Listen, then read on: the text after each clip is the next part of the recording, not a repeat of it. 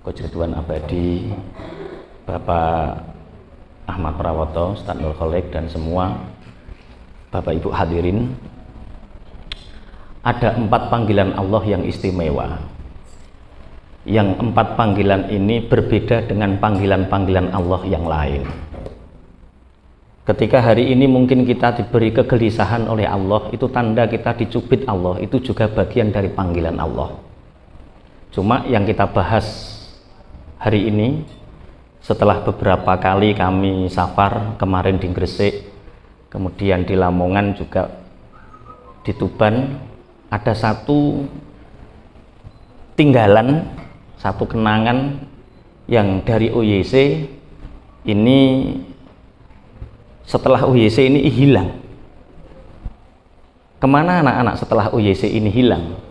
Ternyata di OYC ini mereka hanya mencari pengetahuan, tidak kena ruhud dakwah wal jihadnya.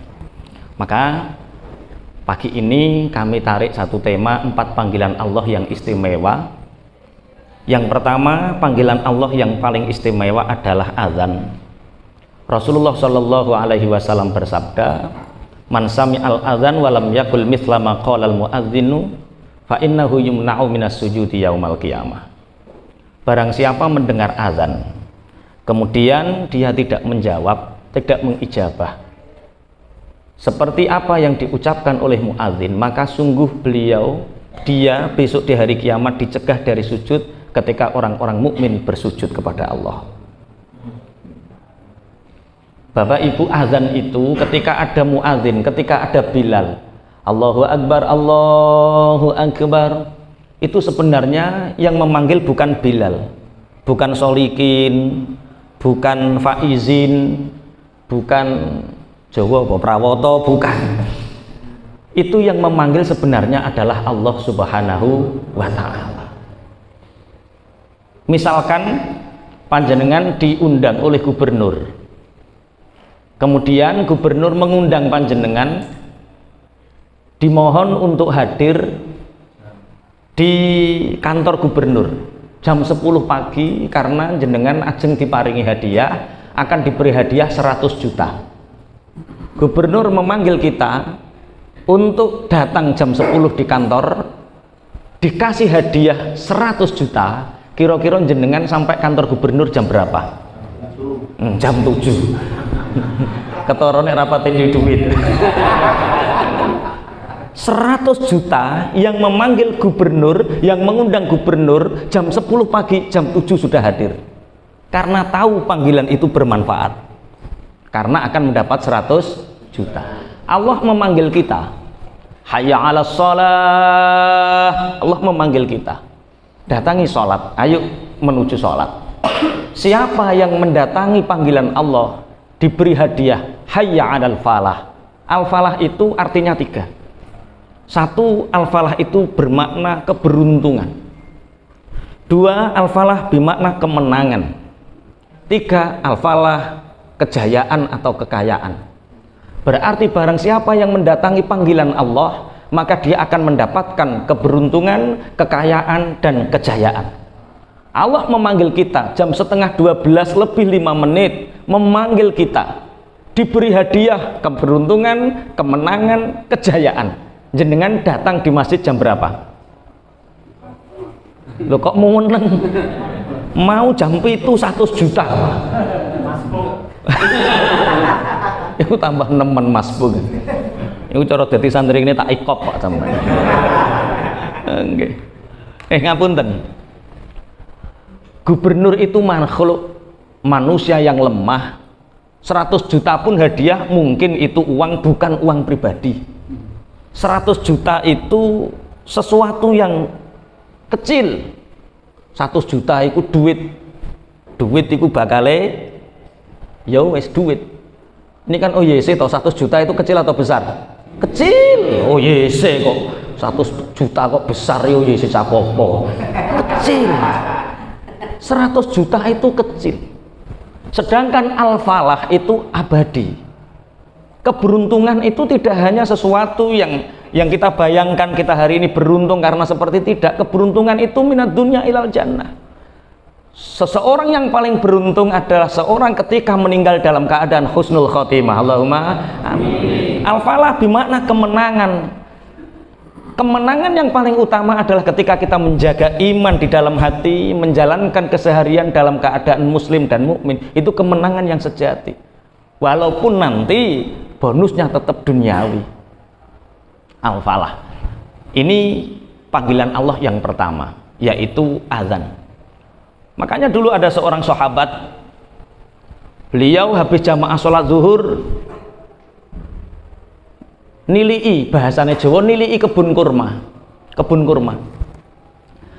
sampai menjelang waktu asar nyawang ijo-ijo seneng, melihat tumbuhan kurma hijau itu seneng. Seperti di sini nanti ketika jam 5:30, jam 6 pagi jenengan lihat ke sana berapa puluh kilometer sapadi, ke sana berapa puluh kilometer padi, ijo-ijo seneng nyawang.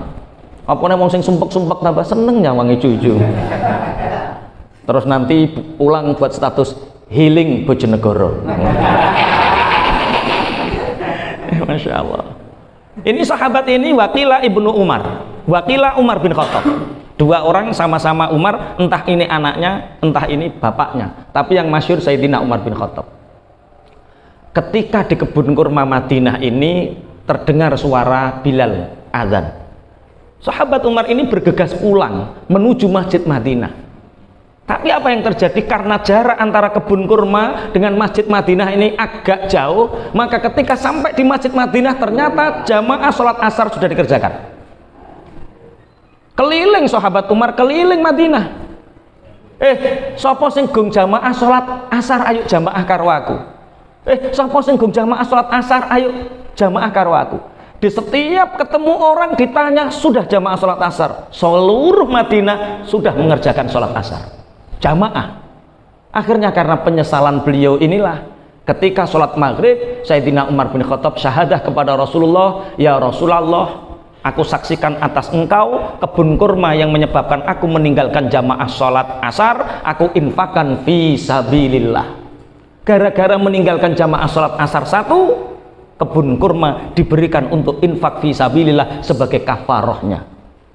Bapak Ibu, di desa kita, di lingkungan kita ya seperti itu ya. Kalau jamaah sholat asar ketinggalan, kemudian cari orang sudah nggak menemukan lagi ya, semua sudah jamaah gitu. Alhamdulillah, mirip-mirip Madinah berarti. Masya Allah.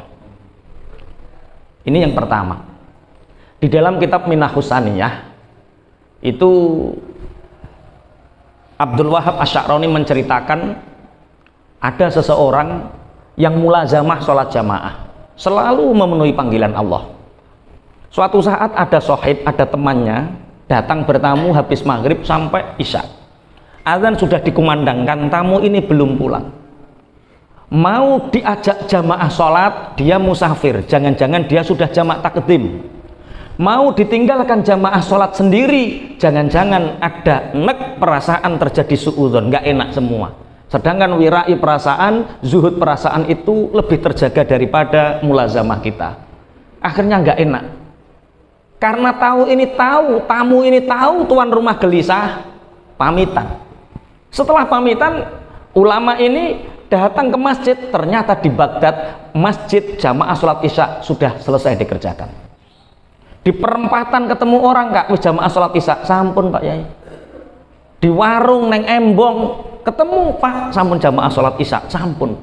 Keliling nggak menemukan orang yang belum jamaah sholat isya, seluruhnya sudah jamaah sholat isya. Betapa kesolehan kita dengan mereka jauh. Hari ini yang jamaah dengan yang tidak banyak yang mana? Ini kudu dilebok ke database, satu RT itu jumlahnya berapa, yang datang ke masjid berapa, ini tugas kita. Yang belum datang kita datangi, yang sudah datang kita kasih semangat, yang belum sama sekali terus kita ajak. Akhirnya ulama ini ingat sabda Rasulullah, sholatul jamaati afdalu min sholatil fadhi bi sab'in wa isyrina darajah. Ternyata sholat jamaah itu lebih utama dibandingkan dengan sholat munfarid, sholat sendirian terpaut 27 derajat. Kalau memang aku tidak menemukan sholat jamaah, maka aku akan sholat isya tak ulangi, tak iadah sampai 27 kali. Allahu Akbar, Assalamualaikum warahmatullahi wabarakatuh, Allahu Akbar, sampai 27 kali. Iki nek sampean ketok ora ngerah plaur ketoke. Wong salat tarawih 20 anggete kudu 8 wae. Sing 8 anggete dikorupsi neh ya Allah. Masya Allah. 27 kali sholat isya sendirian. Akhirnya ulama ini kelelahan tidur. Dalam tidurnya beliau bermimpi seakan-akan dia naik kuda. Seakan-akan dia naik kuda, di depan sana ada rombongan yang banyak sekali. Dia ingin membersamai, degar-degar bahasa Jawa nih. Bahasa Indonesia ini apa Pak? Degar-degar. Oh, memacu. Masa kok berpacu? Aku kok iling zaman biyen berpacu dalam melodi. Apa? Masa berpacu? Pokoknya degar-degar lah. Degar-degar. Jaran ini degar-degar nih. Tapi semakin dia kenceng degar-degare, yang depan ini ya semakin menjauh. Kemudian yang depan ini tahu, Kak, sampean kok ngoyo? Ngoyo itu apa ya? Sing Bali gak paham ngoyo itu Pak. Sampean kok memaksa untuk mengencangkan apa ya? Mengejar kita. Sampean ingin bareng-bareng kita toh? Ya minimal bareng atau di belakangnya sedikit. Nggak bisa Kak, nggak bisa. Kenapa? Kita ini orang-orang yang jamaah sholat isya, sedangkan sampean hanya sholat isya dan diulang 27 kali. Berarti berapapun kita mengulang sholat tidak akan pernah sebanding dengan jamaah sholat walaupun 1 kali sholat pun. Yang pertama, panggilan Allah yang istimewa adalah adzan. Yang kedua, haji dan umroh. Ini karena di antara beberapa kita, teman-teman kita, guru-guru kita, insya Allah tahun ini dipanggil oleh Allah. Allahumma amin. Dipanggil untuk bisa melaksanakan haji dan umroh. Amin. Bapak Ibu, ada 2 pembanding hidup. Ada fakir, ada kaya. Ada fakir, ada kaya. Fakir itu apa yang kita hasilkan belum cukup untuk memenuhi kebutuhan kita. Rasulullah bersabda, al-fakru syainun indan nas wa azyanu indallah.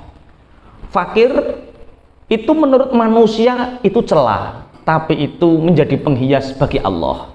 Allah sangat mencintai orang-orang fakir. Orang fakir itu masuk surga ratusan tahun lebih cepat dibandingkan orang kaya. Orang fakir itu kalau ingin haji umroh mudah, cukup datang di masjid sebelum imam datang, menangi takbiratul ihram imam, maka orang itu pahala jamaah sholat subuhnya seperti pahalanya orang yang haji dan umroh. Lebih sempurna lagi ketika dia datang fi saatil ula, di waktu yang pertama di hari Jumat, menunggu sholat Jumat fi saatil ula, jam 4:30 pagi habis jamaah sholat subuh, berangkat sholat Jumat, sama dengan orang yang haji. Jadi orang miskin itu mudah dan gampang untuk haji. Masuk surga gampang Pak. Berarti penak fakir apa penak kaya? Ngene iki lho ya. Lah ya wong kita menerangkan fadilahnya fakir ijek milih sugih utek-utek kaya ngene iki. Masyaallah. Lu sampai salah satu sahabat Rasulullah Shallallahu Alaihi Wasallam, Abdurrahman bin Auf, karena beliau mendengar bahwa Rasulullah bersabda bahwa di antara sahabatku yang paling akhir, di antara sahabat-sahabat pilihan, iku sahabat sing pilihan iki sing akhir iku jenenge Abdurrahman bin Auf masuk surganya. Karena apa? Karena dia kaya. Karena dia kaya. Akhirnya dia punya, ya Allah, gara-gara aku kaya masuk surganya belakangan di antara teman-temanku. Ya wis nek ngono aku tak kosdan, tak jarak dadi wong melarat. Akhirnya setelah terjadi peperangan, para sahabat ini banyak yang gulung tikar. Karena apa? Habis kolaan kurma, ternyata terjadi peperangan sehingga kurma ini menjadi busuk, tidak bisa terjual. Transaksi muamalahnya ini terganggu. Karena apa? Karena kolaan wis kadung, perang terjadi. Akhirnya Abdurrahman bin Auf, ini cara saya cepat melarat, jadi resep cepat melarat. Akhirnya dia datangi setiap sahabat yang punya kurma busuk. Berapa kurma busukmu? Ada sekian ton. Tak beli, tak kasih keuntungan sekian persen. Dibeli, dikumpulkan di gudangnya Abdurrahman bin Auf. Semua sahabat mendapatkan keuntungan. Sehingga 10% harta Abdurrahman bin Auf disimpan, yang lain untuk membeli kurma. busuk dari para sahabat. Akhirnya dia alhamdulillah saiki wis ora sugih maneh. Karena harta kekayaanku sudah menjadi kurma busuk. Beberapa waktu kemudian, 2 pekan kemudian, datang utusan dari Raja Yaman. Karena saat itu negara Yaman dilanda sebuah virus penyakit yang secara laboratorium saat itu tabib wis menemukan nek virus kuwi kalahe karo kurma busuk. Jadi sing diombeni kurma busuk, saripati kurma busuk sembuh. Divaksin cara saiki. Tapi gung booster ya cekan ya. Belum booster, baru vaksin kurma busuk. Alhamdulillah dibeli dengan keuntungan yang berlipat-lipat. Di mana yang namanya Abdurrahman bin Auf, saya Pak, begini di Yaman itu sedang terjadi pagebluk yang menurut tabib pagebluk ini bisa diselesaikan dengan kurma busuk, dan kami mendengar bahwa engkau membeli kurma busuk dari para sahabat, berapa yang kamu punya, gudangnya ditunjukkan, dibeli semua. Abdurrahman bin Auf nggak jadi miskin, tambah semakin kaya.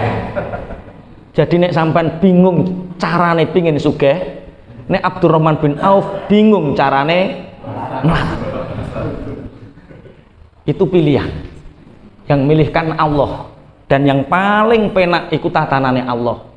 Sampeyan saiki kok digawe fakir, iku menurut Allah sing paling apik ya pancen apike fakir timbang kok sugih ya kakean polah.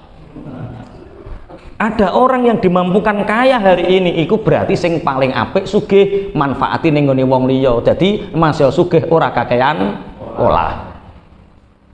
Haji. Akhirnya karena kemuliaan orang fakir inilah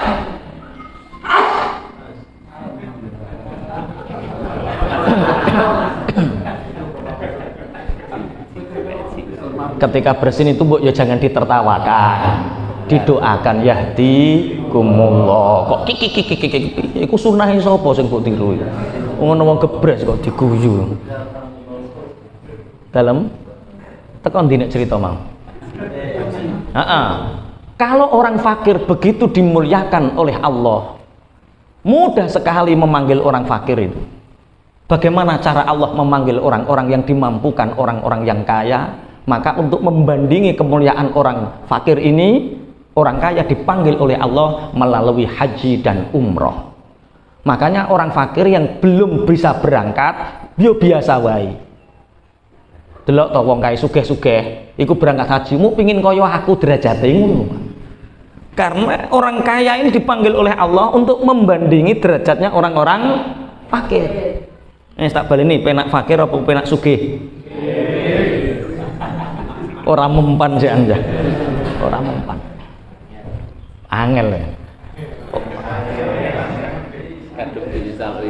Iya, keinstale wis kuat WC gitu. Kaya terus. Nggih. Pun. Kemudian haji, umroh itu berbeda dengan ibadah yang lain. Satu, ada ibadah yang sifatnya hanya maliyah, hanya harta, tidak melibatkan fisik. Contoh wakaf, infak, sedekah, zakat, itu ibadah yang sifatnya hanya maliyah, harta. Yang kedua, ada ibadah yang sifatnya badaniyah, seperti sholat, seperti puasa, itu badaniyah. Tapi haji dan umroh ini ibadah yang menggabungkan keduanya, yaitu ibadah yang berupa maliyah dan berupa badaniyah. Di samping mengeluarkan harta juga butuh fisik. Umroh sekarang 21 juta, haji 256 juta. Oh YC kok yo haji plus so, reguler ben wong liya-liya. Oh YC itu haji plus, sekarang 256 juta. Langsung berangkat. Allahumma amin.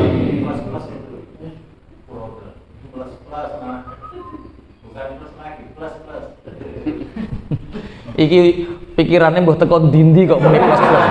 Ketoke kok ora haji ketoke. Nggih, wae nggih, haji plus plus nggih. Nggih, haji plus plus. Allahumma amin pun. Ibadah yang menggabungkan antara maliyah dengan badaniyah.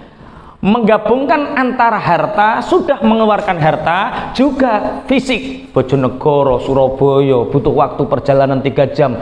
Bojonegoro, Surabaya 3 jam, Surabaya sampai Jeddah butuh waktu 9 sampai 12 jam fisik. Ketika sa'i, ketika tawaf butuh fisik. Tapi aneh, dalam satu sisi Rasulullah Shallallahu Alaihi Wasallam bersabda, al-hajju al-mabrur laisa jazaun illal jannah.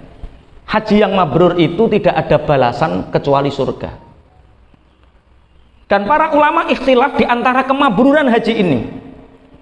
Yang pertama ada yang mengatakan bahwa ciri khas haji mabrur yaitu ketika yang asalnya tidak baik menjadi baik. Itu tanda apa? Mabrur. Yang asalnya pelit menjadi luman. Itu mabrur. Yang asalnya orang sregep ibadah jadi sregep ibadah. Itu mabrur. Tapi pendapat yang kedua, dan saya ikut pendapat yang kedua ini, bahwa setiap orang haji itu punya kemabruran masing-masing.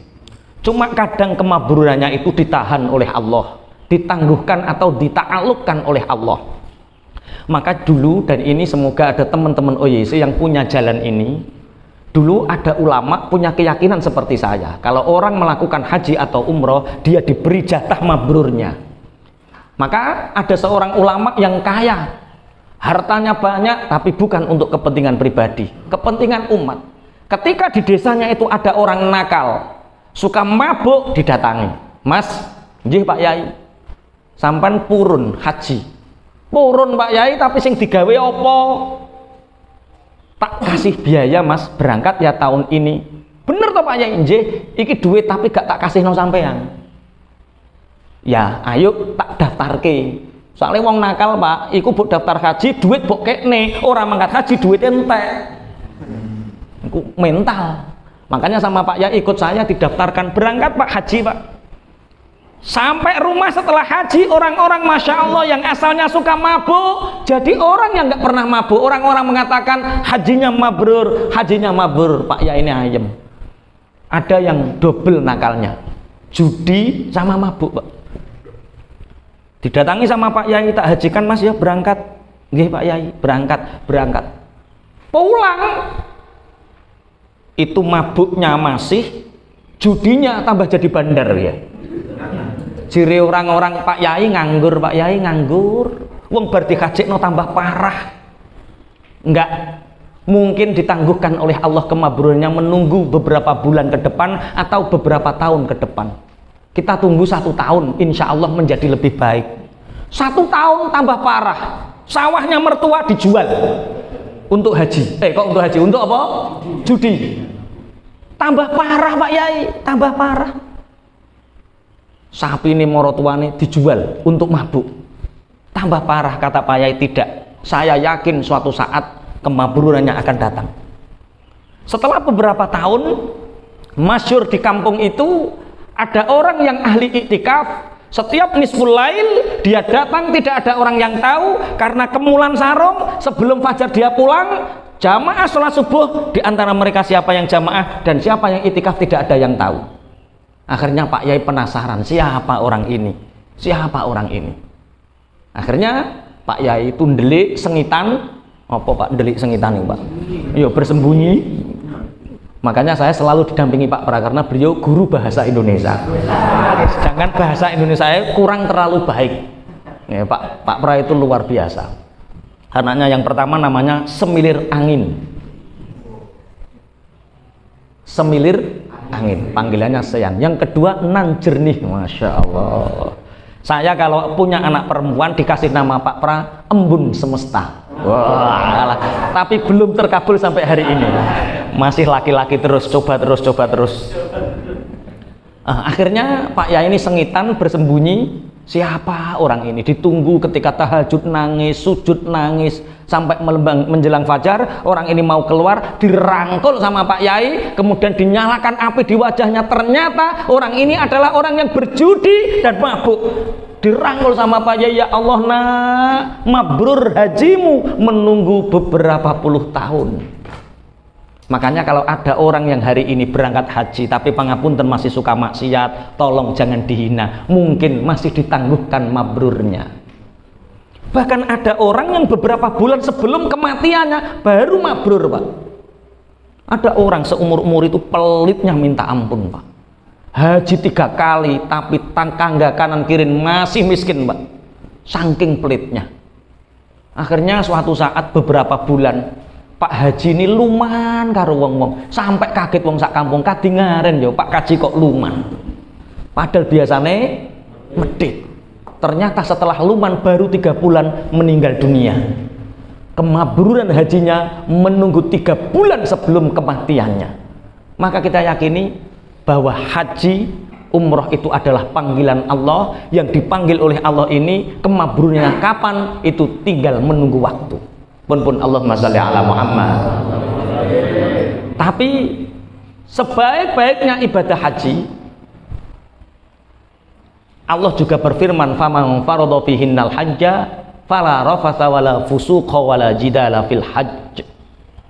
Ibadah yang mengandung maksiat itu haji. Sholat itu nggak ada yang makelaran, tapi haji ada yang makelaran. Saya 2016 di Makelari kaji, Pak. Umroh sing makelaran banyak.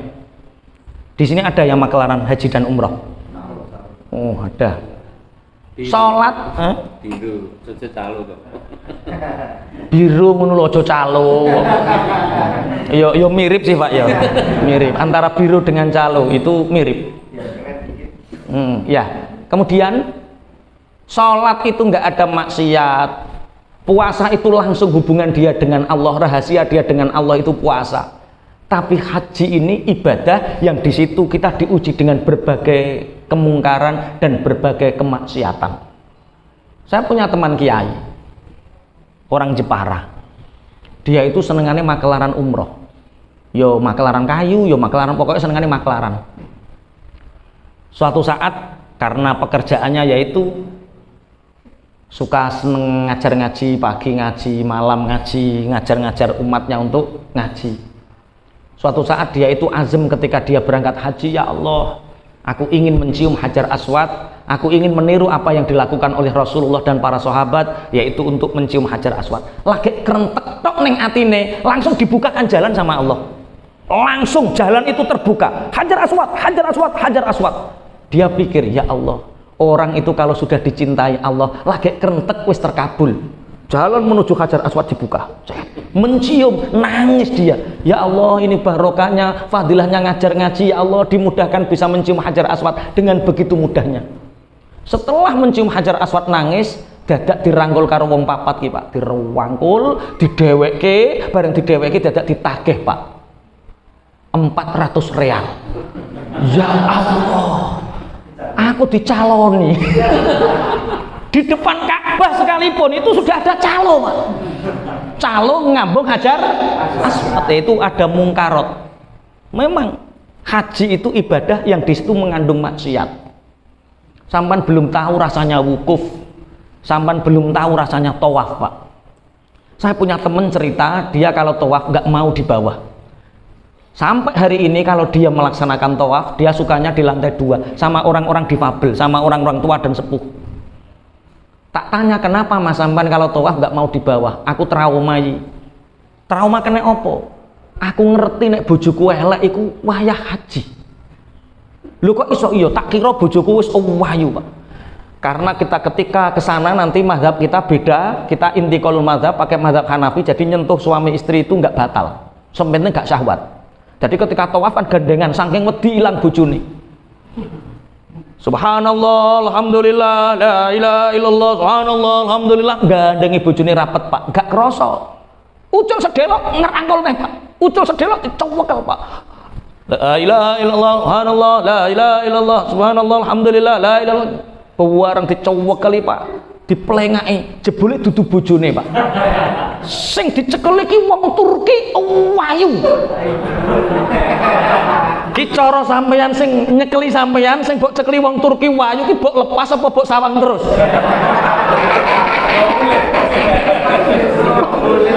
Iki ono haji kemandung maksiat. Pangapunten ketika orang pakai ihram yo ketok kentole ketok, ya Allah. Di sana banyak seperti itu. Makanya siapa yang azam haji, melaksanakan haji, tidak boleh rafat, tidak boleh jidal dan lain sebagainya. Wah, parah Pak.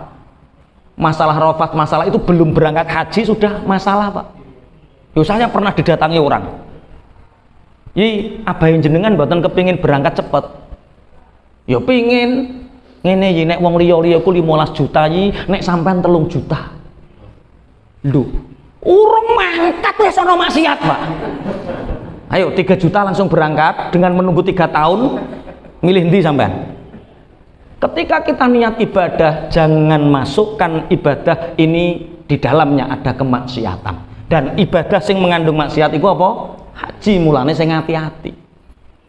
Semoga yang hadir di sini pagi ini dimudahkan oleh Allah untuk segera bisa berangkat haji dan umroh. Mungkin yang hari ini menunggu detik-detik pemberangkatan haji plus, semoga dimudahkan oleh Allah dengan segala caranya. Allah itu memberi keajaiban bagi orang yang mempercayainya. Kalau kita mempercayai adanya keajaiban, maka keajaiban itu akan datang dari Allah. Dan haji ini salah satu anugerah keajaiban yang Allah berikan kepada kita. Kita tidak tahu kapan kita dipanggil oleh Allah. Banyak orang kaya, hartanya banyak, tapi nggak dipanggil sama Allah, sehingga dia belum bisa berangkat sampai hari ini. Ada orang yang tidak punya nominal, tidak punya uang, tapi dia diberangkatkan oleh Allah dengan berbagai caranya. Saya punya teman kesehatan Pak, mantri, dilalah, belum daftar, tapi dia dipanggil untuk mendampingi jamaah. Sehingga teman saya ini alhamdulillah saking semangatnya Pak, saking semangatnya alhamdulillah, berangkat tanpa modal, diberangkatkan oleh pemerintah, dampingi jamaah Indonesia di sana. Ketika di pesawat dia selalu pengumuman, nanti kalau ada yang ngeluh, ada yang sakit perut, langsung nggak usah sungkan-sungkan, bareng saya langsung minta sama saya, tak kasih obat itu, saya bawa 2 koper obat. Jadi jamaah selalu dipuaskan. Nanti kalau ada yang batuk-batuk, jangan sungkan, minta saya, tak kasih obat. Seakan-akan dia itu pokoknya saking senengnya Pak. Bareng belum sempat melakukan ibadah haji, sampai Mekah dia sendiri yang ngeluh, yang mencret dan lain sebagainya. Cerita wis haji kok ojo lele munte, ojo nyaingi Gusti Allah, ojo nyaingi pangeran. Seakan-akan dia nyaingi Tuhan, nyaingi pangeran. Jamaah neng Arab nek wis teko kene wong Indonesia kabeh watuk, sing ora watuk mau unta tok. Nanti kalau sampai sana batuk langsung minta obat sama saya. Ini tanggung jawab saya. Ngono ae, Pak. Bareng sampai sana jamaah itu sehat-sehat Pak. Sing ngeluh, sing watuk, sing mencret dhewe Pak. Sampai jamaah itu jadi ya Allah, yang opname dia sendiri. Iki piye terusan? Ya itulah lika-likunya apa? Haji. Hari ini mari kita berdoa. Kira-kira sampean kepingin nggak dapat keajaiban langsung cling dapat berangkat haji? Ya. Lakukan 3 hal. 1, ketika ada orang yang berangkat haji dan umroh, minta doa, tata hati, tata niat, sing penting sampean seneng karo wong sing berangkat haji dan umroh. Seneng karena apa? Ada calon tamunya Allah. Insya Allah Coach Ridwan tahun ini berangkat. Insya Allah doakan saya tahun ini berangkat. Semayan.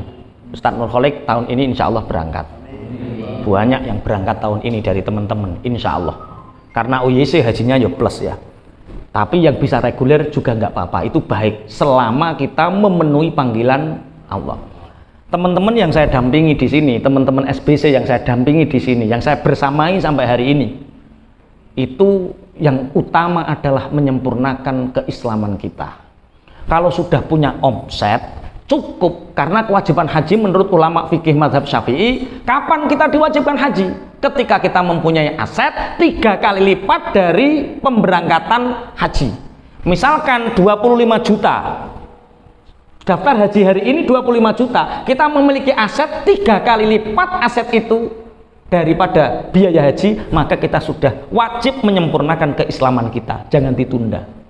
Ternyata setelah kita niat ingin menyempurnakan itu, Allah memberi banyak keberuntungan dan rezeki, karena haji dan umroh adalah salah satu pintu pembuka pintu rezeki, salah satu kunci pembuka pintu rezeki. Maka segera sempurnakan keislaman kita dengan daftar haji.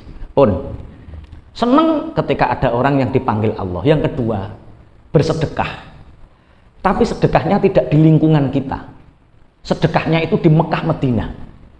Caranya gimana Pak Yai? Caranya yaitu dengan titip.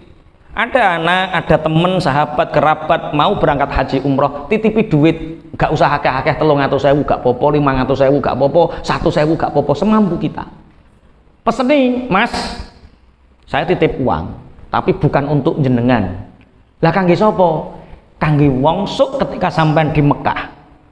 Yang 100.000 ini ijol ke real, setelah itu sedekahkan kepada siapapun orang yang mau menerima. Ada orang sedang iktikaf, salaman, kenalan, langsung Sa'il Boni Street. Siapapun yang mau menerima untuk hadiah. Kita di sini, uang kita sudah di sana, Pak.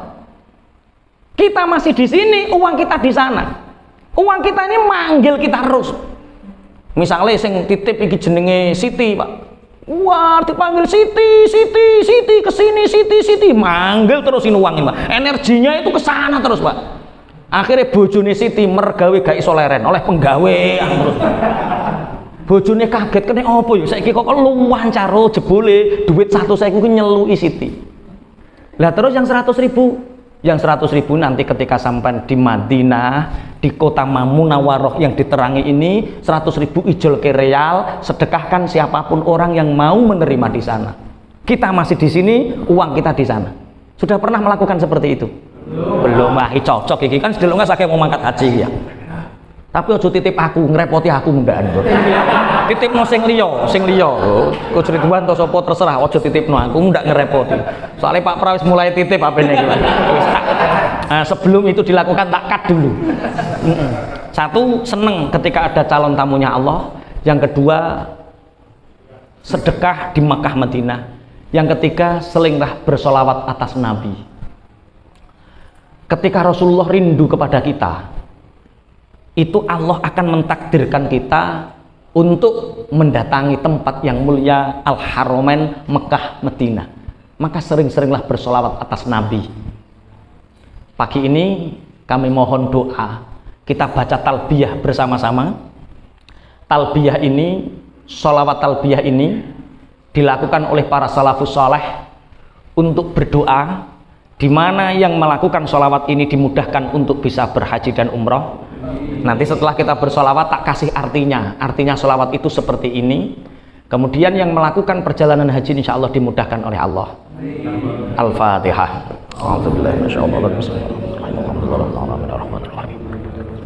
Iyyaka na'budu wa iyyaka nasta'in ihdinas siratal mustaqim siratal ladzina an'amta 'alaihim. Labbaik Allahumma labbaik labbaik la syarika lak innal hamda wan ni'mata lak wal mulka la syarika lak innal hamda wan ni'mata lak wal mulka la syarika lak. Monggo labbaik Allahumma labbaik labbaik la syarika lak innal hamda wan ni'mata lak wal mulka la syarika lak innal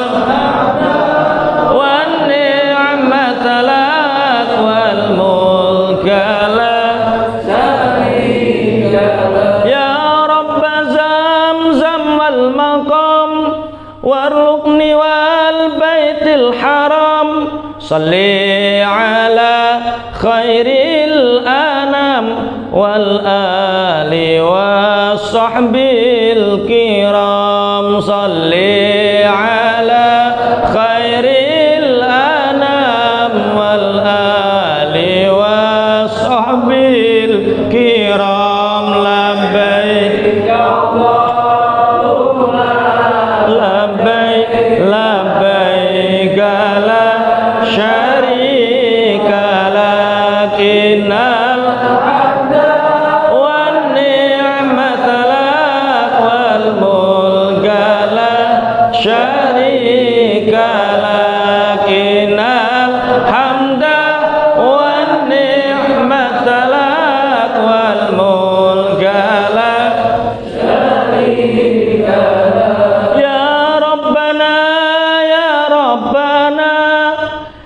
Rabbana ya Rabbana ya Rabbana kun aunana lil haji bil baitil haram ya Rabbana kun aunana lil haji bil baitil haram labbaik Allahumma labbaik labbaik la syarika lak innal hamda wan ni'mata lak wal mulka la syarika lak innal hamda wan ni'mata lak wal mulka la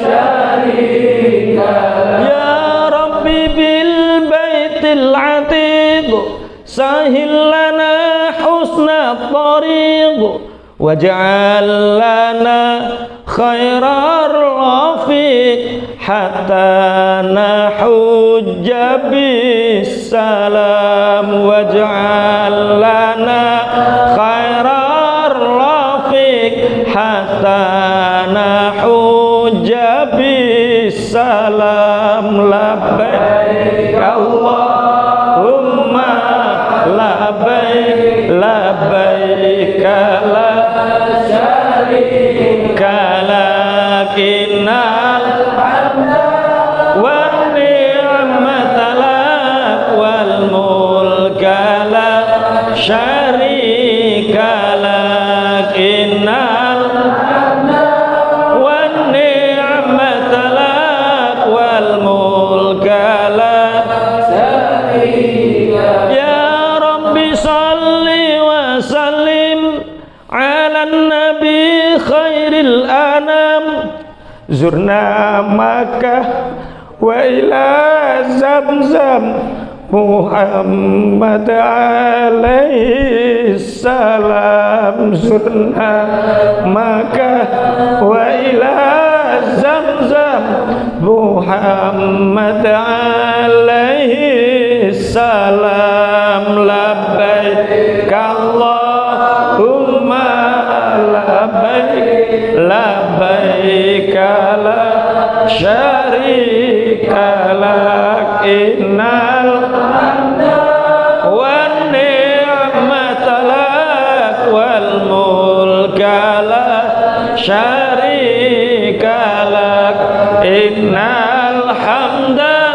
wan ni'mata lak wal mulka la syarika bijahi Mustafa Rasul wajud bina wa bil qabul sahil nahu sulal mas'ul qaribna bu'danil ma'mul sahil nahu sulal mas'ul qaribna bu'danil ma'mul labbaik Allahumma labbaik labbaik la syarika lak innal hamda wan ni'mata lak wal mulka la syarika lak innal hamda wan ni'mata lak wal mulka la syarika lak. Semoga sholawat salam tercurah atas Nabi. Ya Rabbana, ya Rabbana, ya Rabbana, wahai Allah Tuhan kami, kun aunana, tolonglah kami lil haji bil baitil haram, untuk bisa segera haji di baitil haram. Ya Rabbi bil baitil atiq, ya Allah Tuhan baitil atiq, sahil lana husnat thariq, mudahkanlah perjalanan kami yang baik. Waj'al lana khairar rafiq, jadikan kami teman-teman yang baik, yang halus, hatta nahujja bisalam, sehingga kami bisa berhaji dengan selamat. Ya Rabbi salli wa sallim ala nabi khairil anam, ya Allah semoga salawat salam tercurah atas Nabi khairil anam. Zurna Makkah, Semoga kita diberi kemampuan untuk berziarah di Mekah, wa Zamzam, berziarah di Zamdam Muhammad alaihi salam, dan berziarah di makam Rasulullah Muhammad alaihi salam. Bijahi Mustafa Rasul, ya Allah, demi kedudukan Rasulullah yang mulia, sahilna husnul mas'ul, mudahkanlah kami terhadap apa yang kami cita-citakan ya Allah. Qarribna bu'danil ma'mul, dekatkan impian kami yang seakan-akan tidak mungkin, yang sangat jauh, dekatkan ya Allah, dekatkan ya Allah, sehingga kami mampu, Engkau mampukan untuk menjalankannya. Al-Fatihah. Alhamdulillahirabbil alamin arrahmanir rahim maliki yaumiddin iyyaka na'budu wa iyyaka nasta'in ihdinas siratal mustaqim siratal ladzina an'amta 'alaihim ghairil maghdubi 'alaihim waladdallin. Panggilan Allah yang pertama adalah azan, panggilan yang kedua adalah haji dan umroh, panggilan yang ketiga adalah jihad. Ya ayyuhalladzina amanu hal adullukum ala tijaratin tunjikum min adzabin alim tu'minuna billahi wa rasulihi wa tujahiduna fi sabilillahi bi amwalikum wa anfusikum dzalikum khairul lakum in kuntum ta'lamun. Jihad. Bapak Ibu, bismillah tajadidun niat, memperbaiki niat. Kita ikut SBC, OYC terutama ini jangan hanya sekedar untuk mencari pengetahuan, tapi kita harus tahu nilai apa yang kita perjuangkan ketika kita masuk di sini. Kita OYC tidak sekedar ilmu dan pengetahuan, bukan, tapi di sini ada ruhul jihad wa ruhud dakwah. Di sini kita punya ruh bagaimana mengajak orang untuk berbuat baik. Di sini kita punya ruh bagaimana kita bermanfaat untuk orang lain. Ini yang disebut ruhul dakwah wa ruhul jihad. Di beberapa tempat orang-orang setelah ikut OYC, teman-teman setelah ikut OYC, bisnisnya bertumbuh. Setelah bertumbuh, dia mikir dirinya sendiri. Dia tidak mikir bagaimana temannya, bagaimana masyarakatnya, bagaimana bangsa Indonesia ini. Ruh jihadnya hilang. Jihad itu dari kata jahada. Jahada itu bersungguh-sungguh dalam memperjuangkan. Kalau kita memperjuangkan, pastinya li'ila'i kalimatillah, memperjuangkan kalimah-kalimahnya Allah. Di dalam OYC ini, ruh bagaimana kita, kalau kita sudah baik, soleh, jangan berhenti. Kalau kita sudah jadi orang yang sukses, kaya, jangan berhenti keberkahan itu. Lah bagaimana? Jadilah muslihin, jadilah orang-orang yang banyak menebar kebaikan. Jangan soleh sendiri, tapi ajak orang lain untuk apa? Soleh. Kalau di Bojonegoro, untuk mengajak orang dalam kesolehan ada banyak jalan. SBC kelas itu hanya pintu. Tapi jalan untuk menuju SBC kelas banyak. Ada anak muda yang ketika kita ikut diajak SBC kelas mungkin nggak mau, tapi kalau diajak sepak bola mau. Maka ajak dia sepak bola, bentuk klub sepak bola. Bagaimana anak-anak dengan sepak bola ini kita masuk ke dunia mereka, ajak mereka ke dunia kita. Di luaran sana banyak orang yang keluarganya ternyata tidak harmonis. Buat saja kajian Samawa, dari Samawa kita masukkan SBC kelas, dari situ terbentuk KPB. Jalannya banyak. Makanya tolong ruhul jihad wa ruhud dakwah ini kita gelurakan terus. Sampai kita pulang kita masih punya tanggung jawab, dan jihad ini adalah panggilan Allah. Makanya saya teringat ada 3 hal yang menyebabkan keberkahan hidup seseorang dicabut oleh Allah. Ada 3 hal yang hidup kita keberkahannya hilang. Satu apa? Aqul walidain. Satu orang yang tidak berbakti kepada orang tuanya. Orang yang punya masalah dengan bapak ibunya, orang yang punya masalah dengan mertuanya, keberkahan hidupnya dicabut. Hatinya sempit, kehidupannya sempit, ma'isyahnya sempit. Maka orang yang aqul walidain dicabut keberkahannya. Yang kedua adalah orang yang meninggalkan raudul janan, taman-taman surga.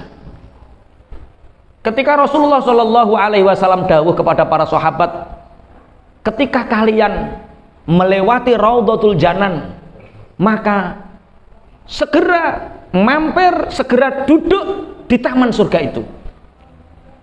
Sahabat bertanya, ya Rasulullah, di mana kami menemukan Raudhatul Janan? Di mana kami menemukan taman-taman surga itu ya Rasulullah? Halaqatul zikri, halaqah zikir, halaqah ilm. Dalam ayat yang lain, watawasau bil haq, watawasau bis sabri. Jamaah, komunitas. Orang yang hidup munfarid, orang yang hidup sendirian, dicabut keberkahan hidupnya. Maka kalau ingin banyak keberkahan hidup kita, banyak menyebar nasrul ilmi, banyak membuat halaqatul zikri, halaqatul ilm. Halaqatul ilm itu dengan cara apa? Kalau kita pakainya KPB, punya kelompok pendampingan bisnis. Halaqatul zikri, halaqatul ilm seperti ini, jangan kira ini tidak ada manfaatnya. Kebangkitan kita, syawal itu kebangkitan kita itu mungkin. Kenapa ya anak-anak setiap habis SBC itu kok omsetnya kok naik? Itu karena di halaqatul zikri, hatalatul ilmi, ini adalah Raudhatul Janan yang menarik keberkahan. Kalau hidup sudah barokah, apa yang tidak kita dapat? Itu yang kedua. Yang ketiga adalah aklul haram, memakan harta haram. Ini akan menghilangkan keberkahan hidup.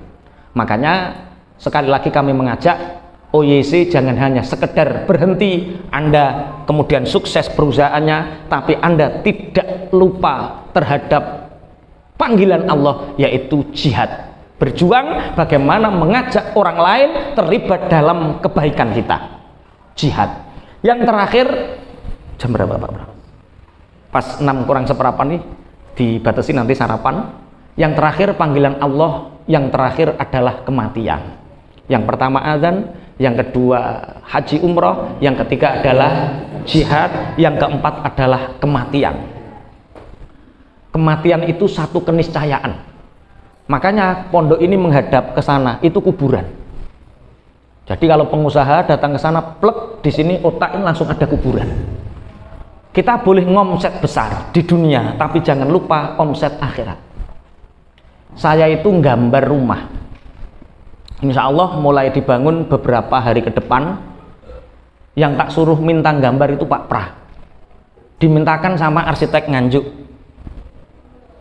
Harganya piro, 6 juta atau piro, gambar itu. Kemudian gambar sudah jadi, rumah sudah jadi. Apa jerune iki apa Pak Prajenenge Pak? Iya. Aku rapate apal ngono ki, nek sing kedunyan-kedunyan ya roh jenenge apa jenenge? Apa jenenge? Iya, interior.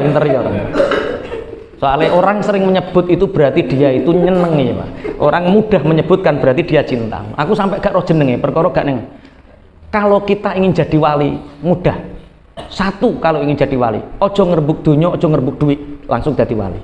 Pokoknya jek iling duit, angel jadi wali jian, masih terhijab. Ketika itu, iki juga pelajarannya OYC. Jadi wali itu pelajarannya ke LP. Apa? Ya bener ke LP ya. Nah, itu pelajaran jadi wali, cara cepat jadi wali, Pak. Kalau sama ngajak cara cepat jadi sukses, ning kono cara cepat jadi wali. Yaitu digambar. Saya punya konsep, karena saya orang Jawa tapi orang modern, jadi ya tidak modern, tidak kuno. Jadi paduan itu pokoknya seperti itu. Terus dikasih interior, Uminya tak jak rundingan karena Pak Para minta, ini kurang apa? Rundingan sama Umi. Gambarnya tak tuduh nih Umine, ini rumah kita Mi. Uminya terus menulis baiti jannati, rumahku adalah surgaku. Ki kurang piye Mi? Karena Pak Para mintanya seperti ini, kurang apa Pak Yai? Lalu saya sodorkan sama Umi, ini kurang apa Mi? Apa jawaban Umi? Bi, apike omah donya ki apa to? Kok ijek kurang? Delok to wis apike kaya ngene-ngene iki aku isin, umpama omah akhirat awake ndang elek ngono piye? Rumah kita sesungguhnya bukan di dunia tapi di surga. Ngene iki bagiku wis paling apik. Interiore piye kurang apa? Wis cukup, ini lebih dari cukup. Pak Pratakan dan yang ngono ya Allah aku isin. Karena apa? Ya itulah hakikat hidup. Ketika kita memandang dunia itu rendah, ketika memandang dunia itu remeh, maka memandang akhirat itu yang lebih utama. Setelah kematian itu yang hakikat. Maka Allah itu akan memberikan kelapangan, memberikan kehidupan ini lebih berarti. Terus malam hari tak tanya, ketika nggak ada Pak Pra, tak tanya, Mi, kena apa sampan kok?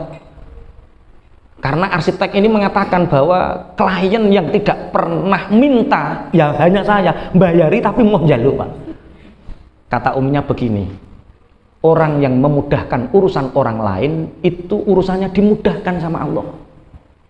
Jadi kalau kita mudahkan urusan arsitek tidak rewel, ya urusan kita dimudahkan sama Allah. Nanti kita bisa buat rumah lagi. Itu rahasianya. Sampai ya zuhud itu ya zuhud, tapi waktu dielmoni ngono maksudnya. Artinya ya permudah urusan orang lain, maka Allah akan mempermudah urusan kita. Tapi hidup yang sebenarnya adalah hidup setelah kematian kita. Sangu setelah kematian kita, itulah hidup yang sebenarnya. Rumah itu apa tuh? Paling mau ganggu sangu menclok. Wong buktine aku rung duwe omah ya iso ning kamar. Saya punya satu prinsip, kita, bukan saya, kita harus punya satu prinsip bahwa fasilitas umum harus lebih baik daripada fasilitas pribadi. Jalan umum harus lebih baik daripada jalan pribadi. Pondok kita harus lebih mewah daripada rumah pribadi kita. Masjid kita harus lebih mewah daripada kamar kita. Ini prinsip kita. Maka mohon doanya, insya Allah beberapa rencananya tanggal 22 itu besok rencananya. Kita mau bulldozer ini, jadi pisang yang ke sana ini insya Allah 1 hektar kurang 400 meter. 1 hektar kurang 400 meter. Timur itu ada 3 petak kemarin ditawarkan, tapi kita belum ngenyang dan belum menanyakan karena ya itu kita itu ngelendeh dulu, tidak rakus, tidak anu, kita sesuai kebutuhan. Karena pesan Pak Yai seperti ini, pesan guru-guru kami seperti ini, yang penting kamu ngajar ngaji. Yang penting kamu ngajar ngaji. Kalau ada santri ya buatkan, kalau nggak ada santri jangan dibuatkan dulu. Karena kita pondok khidmah, pondok yang tidak ada basis industri di sini. Jadi di sini semua santri membiayai dirinya sendiri. Di sini tidak diciptakan industri tapi betul-betul khidmah. Karena khidmah inilah bangunan menunggu santrinya. Jadi di sini ada 150 santri, di Indo ada 50 santri. Jadi total 200 santri.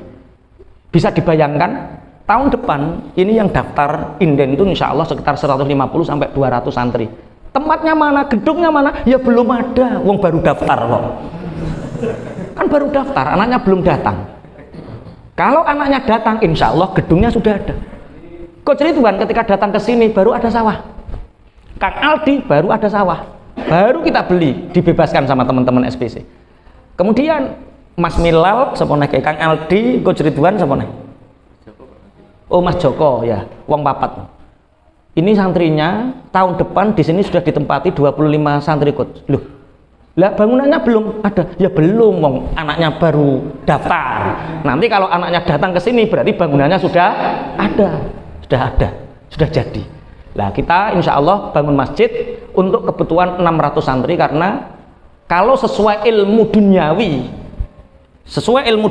scale up kita, kalau hari ini 150 di sini 250 di sana, berarti tahun depan bisa jadi 400 totalnya. Berarti kita harus punya masjid sekitar 700 santri di sini untuk bisa ambekan 3 tahun ke depan. Sudah punya modal Pak Yai? Alhamdulillah sudah punya 2M, keyakinan dan doa. M itu memimpin dengan keteladanan, menjadi pembelajar yang terbaik, itu modal kita. Pemimpinnya memimpin dengan keteladanan, santri-santrinya menjadi pembelajar yang terbaik, itu modal utama kita. Insya Allah dibuatkan sama Allah. Sampean gak usah malu mikir, mau dipikir Allah. Mbah caranya Allah mikir sampai menggerakkan hatinya terus menghubungi Pak Pra juga ngerti. Itu cara Allah bukan cara kita. Itu yang bisa kami sampaikan. Semoga ada barokah manfaatnya. Jaga sholat jamaah kita. Semoga kita dimudahkan untuk bisa haji dan umroh.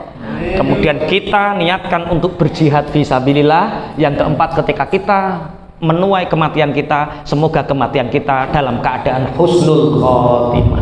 Al-Fatihah. A'udzubillahi minasyaitonir rajim.